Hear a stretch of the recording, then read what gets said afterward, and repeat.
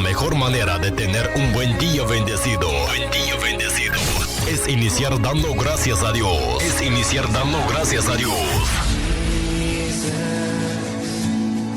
Le damos la bienvenida a un programa más. Jesús mi compañero fiel.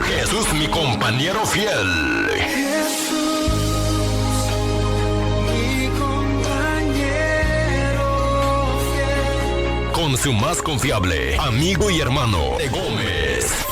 Comenzamos en 10, 9, 8, 7, 6, 5, 4, 3, 2, 1. Arrancamos.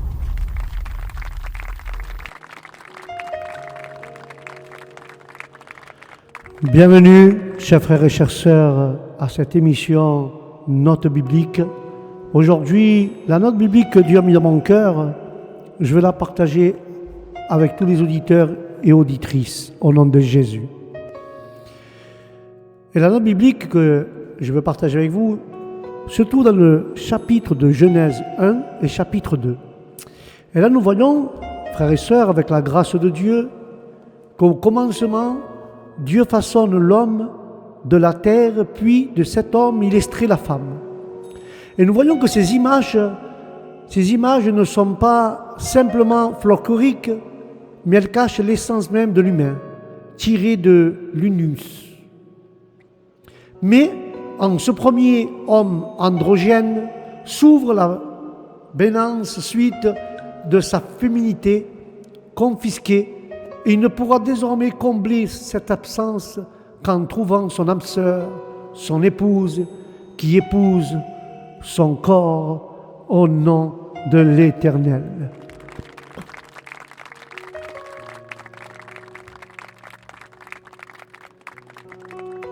Et quand nous voyons cette note biblique qui nous parle de l'histoire de l'humanité qui commence dans le jardin, et dans quel jardin ? Celui qu'on connaît sous le nom de Jardin de l'Éden. Et oui, mes chers frères et mes chères sœurs, le Jardin d'Éden cache bien son nom. Et surtout son caractère, car depuis la nuit des temps, l'Éden est associé à la volupté, au délice, au plaisir. Et ce n'est pas, frères et sœurs, le paradis pour rien. Car Dieu, que la Bible ne prend pas le temps de présenter ou d'expliquer, a créé l'univers et tout ce qu'il contient. De l'infiniment égard à l'infiniment petit, d'après, frères et sœurs, qu'il y a de différencier car les différencier entre les ténèbres et des lumières, écarter le haut et le bas, séparer la mer de la terre, border le jour et la nuit. Il commence à jardiner et à faire pousser toute espèce de plantes et d'arbres, de fleurs et de légumes. Satisfait. Alors, il décide de peupler ce vaste espace d'animaux qui devront occuper tous les lieux créés aussi différents les uns que les autres. Des poissons pour les océans et les rivières. Par les mêmes d'ailleurs, des oiseaux pour occuper les espaces aériens, des bestioles qui faufilent partout et des monstres qui dominent des savanes entières. Et en effet, tant et tant qu'aujourd'hui encore, après des millénaires, on découvre de toujours des espèces d'animaux, notamment des poissons, des insectes, jusqu'ici, inconnus au plus profond des mers, au plus reculé des forêts et parfois juste sous une pierre dans notre jardin. Amen et Amen.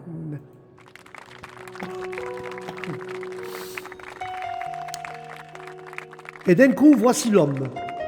Voici l'homme qu'au 6e jour, Dieu façonne. Et après avoir créé l'univers cosmique, et sans doute infini, il se focalise sur la planète Terre et se lance dans la sculpture. Et ce qui dit le premier livre de la Bible de la Genèse, Donc, à la Genèse et de l'histoire de notre histoire, Dieu prend de la terre et la pétrit en modélant un être humain. Ce n'est que le début d'une redoutable aventure, frères et sœurs. Voilà donc que l'humain, c'est-à-dire issu du mot humus, l'homme est un terreux, un glacieux. Dieu est une espèce de potier qui malaxe la glaise ou la boue pour lui donner une forme et en sortir l'homme à son image de la poussière. Il invente un être qui, mort, retournera à la poussière. D'où l'expression, frères et sœurs, est comme ça. Mais avant de mourir, il faut vivre. Mais pour l'heure, voici l'homme. Voici le protocole d'homme. Être différent de tous les autres.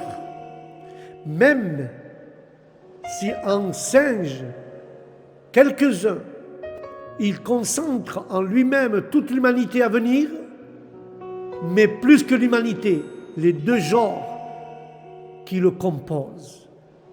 Lorsqu'on lit le rapport sommaire de la création dans le premier chapitre de la Bible, on a l'impression que Dieu invente au fur et à mesure. Mais ne partant de rien d'autre que son imagination terriblement féconde. Puis il y a une rupture dans le rythme du récit fondateur.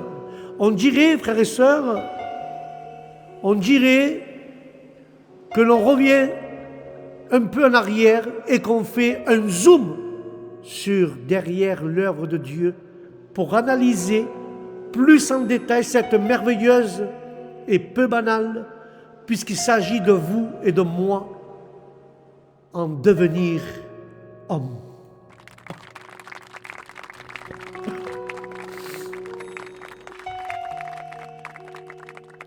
À moins, frères et sœurs, que les premières pages de la Bible racontent plusieurs histoires au commencement, il semble y avoir plusieurs débuts.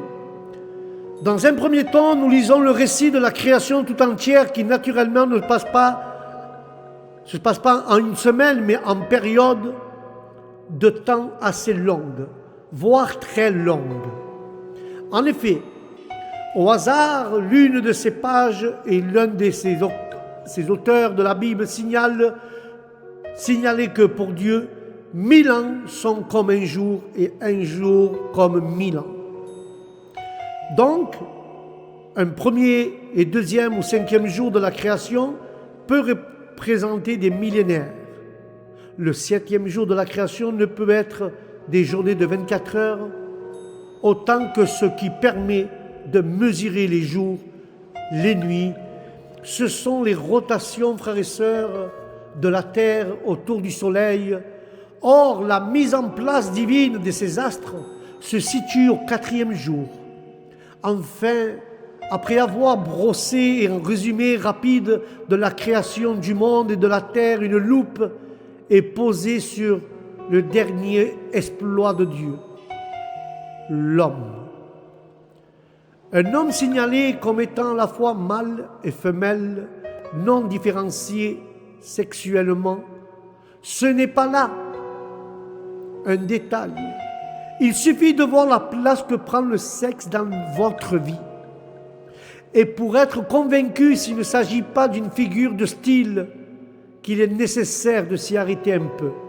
Car la parole dira ici que Dieu créa l'humain, Adam à son image, à l'image de Dieu, il le créa mâle et femelle, il le créa.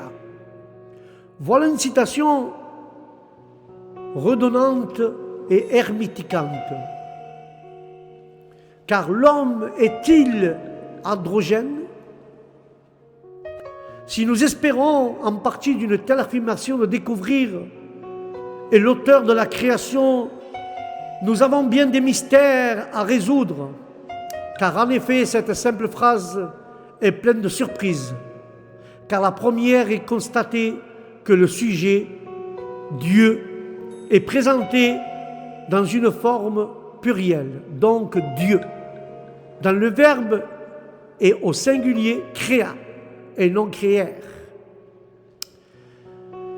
De fait, il faudra écrire Dieu créa et être recalé en orthographe, frères et sœurs. De plus, et puisque Dieu crée à son image, Adam est comme Dieu, à la fois singulier et pluriel, puisque l'être nouveau est mâle et femelle et non pas mâle ou femelle. Et à cette lecture, nous sursautons de le rédacteur du texte qui s'attend, puisqu'il insiste en répétant mâle et femelle, il le créa. Alléluia.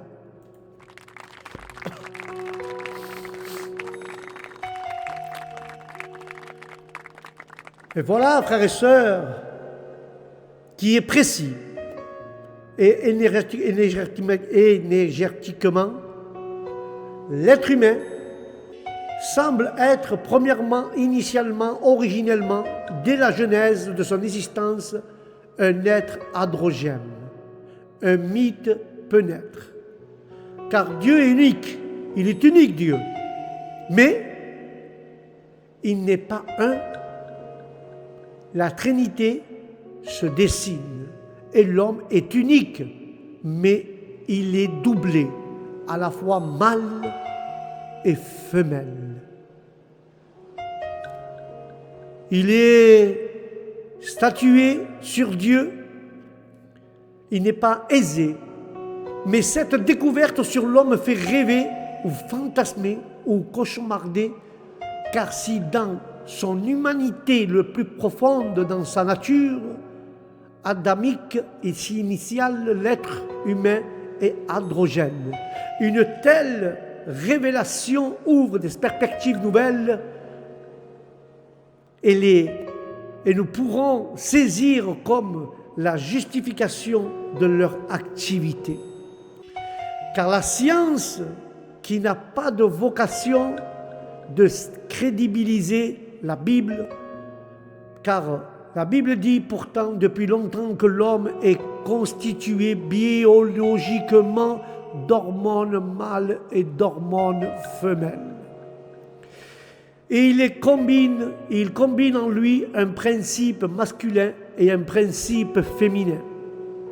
Le chantier que représente la formation d'un être dans le ventre de sa mère va rapidement être le lieu d'un dualisme entre ces deux principes, et celui qui déterminera rapidement le sexe de l'enfant. Biologiquement, le mécanisme est assez simple, voire facile, mais psychologiquement, la mise en place d'une sensualité est plus longue et plus risquée. À l'adolescence, l'enfant sait qu'il a un sexe et il sait lequel depuis longtemps. Mais dans son psychisme, des luttes existent entre eux. Les luttes existent encore et toujours, car les ajustements se feront globalement dans une certaine logique et le sexe physiologique correspondra, frères et sœurs, au sexe biologique et physique. Mais des alternations peuvent surgir pour certains.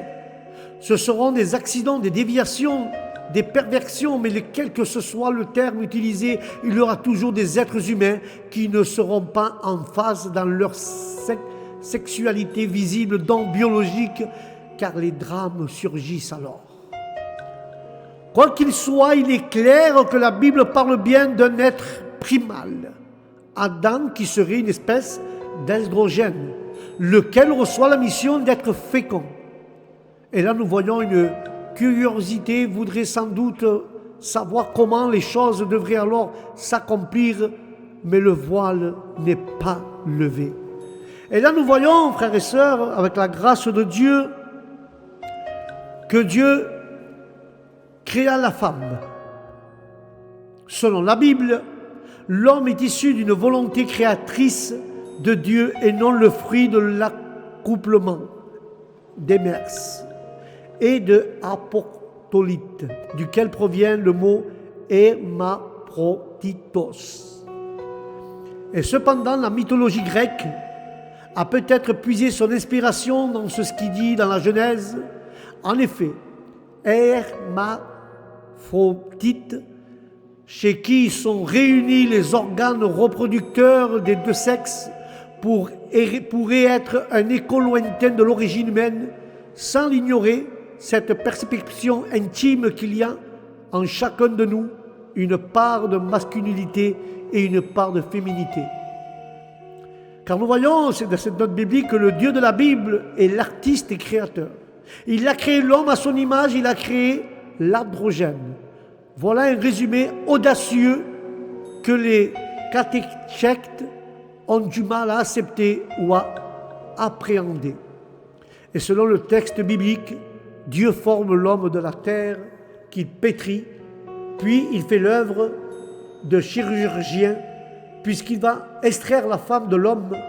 Il est clair que la femme n'est pas façonnée comme l'homme l'a été, à savoir de la glaise, de la boue, mais elle émane de l'homme, de son côté.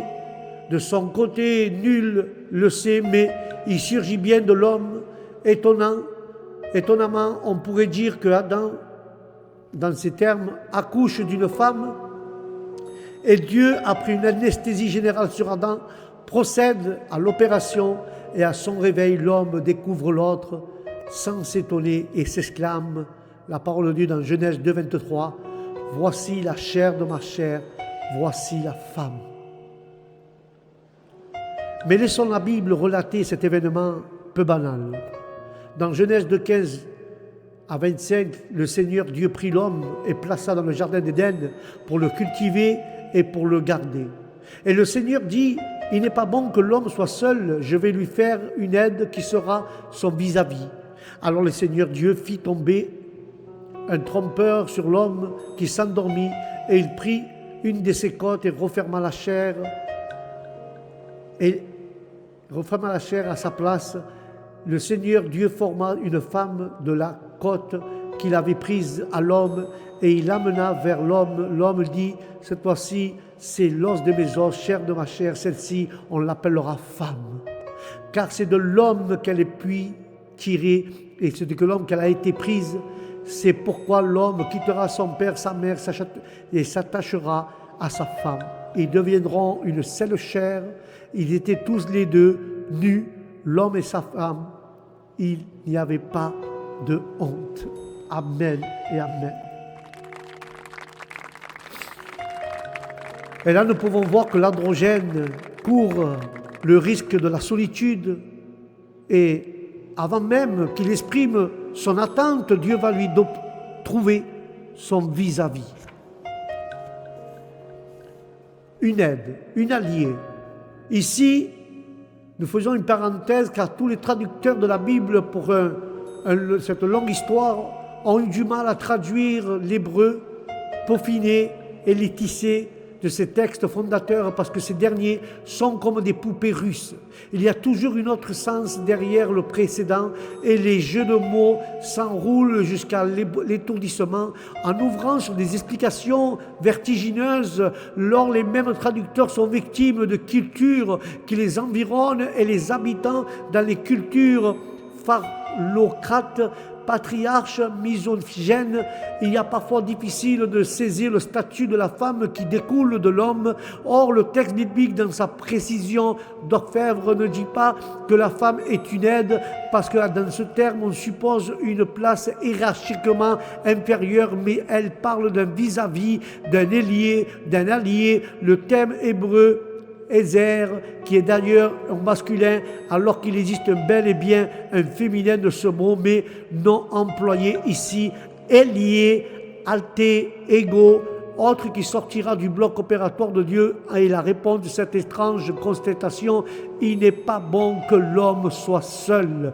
Lorsque Dieu lui-même, contemplant son action depuis le début de la création, déclare ce qui est fait est bon. Et on peut le comprendre sans prendre cela pour de l'autosatisfaction facile. Né dans les premières pages de la Bible, 6 fois Dieu dit que ce qui est fait est bon. Et le 7e fois, ravi, il les déclare que c'est même très bon. Dès alors que Dieu est donc parlé, il est parfait, ce qu'il fait est bon et parfait. Or, le chapitre 2 de la Genèse signale un doute de soupçon, un mécontentement de Dieu, tandis qu'il observe sa créature. Il trouve qu'Adam n'est pas fait pour être seul. Indirectement, il reconnaît qu'il n'a pas parfaitement terminé son travail sur l'homme, mais cependant l'homme est-il réellement seul puisque Dieu est là? Pourquoi a-t-il créé l'homme sinon pour savoir sa compagnie? Voici une amorce de réponse. L'homme à l'image de Dieu semble être un Dieu sur terre, et c'est très certainement là le trouble de Dieu. Lui dans le ciel et l'homme sur la terre, un Dieu partout. On pourrait dire un match nul. Et si Dieu veut rester unique, il ne faut pas qu'une créature se prenne pour Dieu. Même si la mission reçue est de dominer sur la terre, d'être le chef, finalement, c'est peut-être pour Dieu qu'il n'est pas bon que l'homme soit seul. En effet, si l'homme se met à croire en lui-même et que sa toute-puissance, voire en son immoralité, il y a soudain de la concurrence dans l'air. Car un homme qui se prend pour Dieu n'a plus besoin de Dieu, frères et sœurs. Dieu ne peut supporter qu'une créature se prenne pour lui, que l'horloge se prétende d'être de l'horloger. Un indice peut permettre de mieux saisir ce raisonnement, car c'est après avoir dit à l'homme de ne pas manger de l'arbre de la connaissance du bien et du mal que Dieu se rend compte qu'il ne faut pas que l'homme reste seul. Et là, nous pouvons voir le secret que Dieu a. Et le secret de Dieu, est pourtant, c'est simple. Car pourtant, l'homme pouvait-il espérer mieux? Un jardin magnifique, des conditions de vie idéales, un Dieu qui est tout proche de lui et bienveillant. Ce n'est que certains ermites ont cherché comme modèle suprême, loin des autres et seuls dans un cadre idyllique, pour conserver tranquillement avec Dieu hors du temps, voire hors de son corps qui, simulé ou sublimé, s'exprime plus aucun besoin. Mais voilà, Dieu est un esprit, tandis que l'homme est dans un corps. Dieu est éternel et l'homme inscrit dans le temps. Dans ce lieu qui est le jardin un peu moins paradisiaque que nous imaginons, le prétendant, il faut le cultiver, donc le travailler, le garder, donc il y a danger. Car l'homme ne peut connaître le bonheur qu'avec un autre qui soit autre que Dieu. Alors Dieu va poursuivre sa création et sa créature. Il va transformer l'androgène pour en faire un masculin et un féminin. Deux entités distinguées, mais l'issue l'un de l'autre de l'homme va surgir, la femme, laquelle devenant mère sera à l'avenir de l'homme en faisant l'homme. Dieu était seul lorsqu'il créa le monde et ce qu'il contient. Quand l'homme est créé le 6e jour, tout est déjà fait. Et donc, il n'y a pas été témoin de la création, l'homme. Cela reste du secret de Dieu, et à l'avenir, tous les curieux et toute la curiosité humaine se heurteront définitivement à cette absence de témoignage humain. Par contre, au moment de la création de la femme, l'homme existe. Il pourrait être spectateur et observateur, attentif à ce qui va se produire. Mais non. Dieu invente l'anesthésie générale et c'est alors dans le secret qu'il perfectionne son travail. Il semble bien que ce soit dans la volonté de Dieu de cacher certaines choses qui d'une part lui permettent de garder son statut de Dieu et d'autre part lui donnent de faire bientôt appel à la foi. Car un rapport spécifique et unique entre l'homme et Dieu, et nous voyons que l'opération qui fera de l'androgène un être et même deux sexuellement différenciés reste donc un mystère. Dès lors, il est facile de dire que la sexualité humaine et la différence sexuelle entre l'homme et la femme restera un mystère inexplicable. Tous les psychiatres pourront tenter de saisir cette différence, de cette unicité nécessaire il n'en demeure pas moins que toutes les spéculations s'arrêteront au moment de l'anesthésie.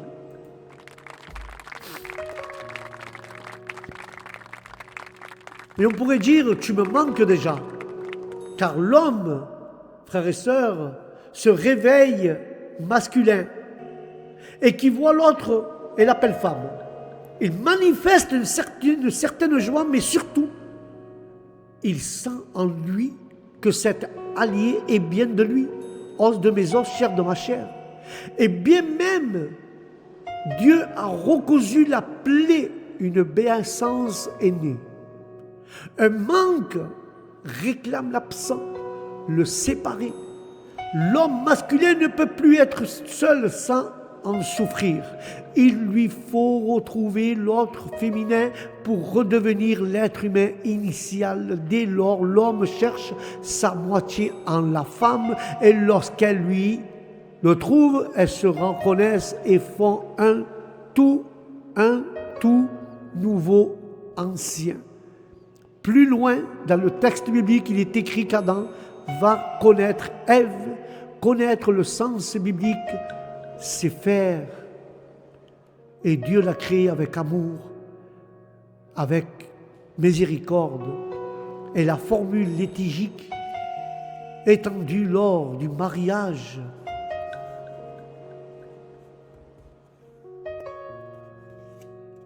est directement d'extraire de ces textes fondateurs de la Bible, l'homme quittera son père et sa mère, il s'unira à sa femme, ils feront une seule chair. C'est par l'union que l'être humain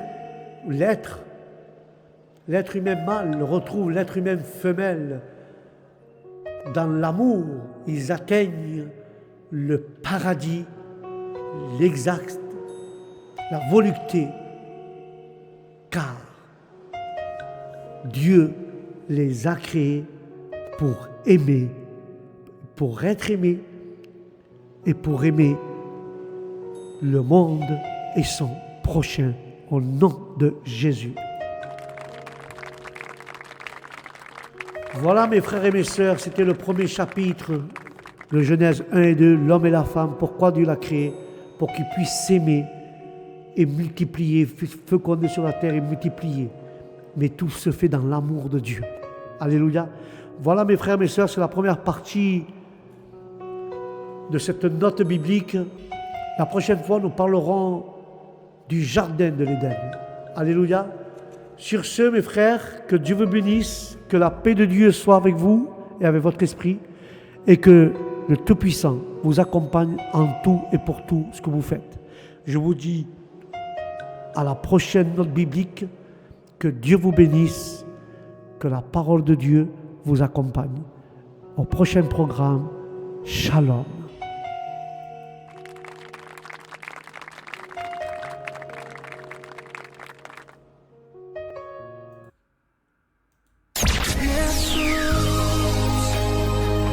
La mejor manera de tener un buen día bendecido, es iniciar dando gracias a Dios.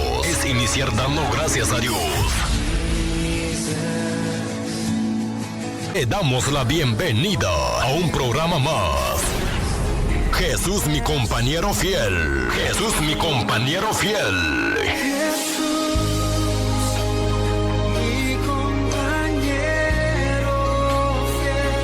Con su más confiable amigo y hermano, Gómez.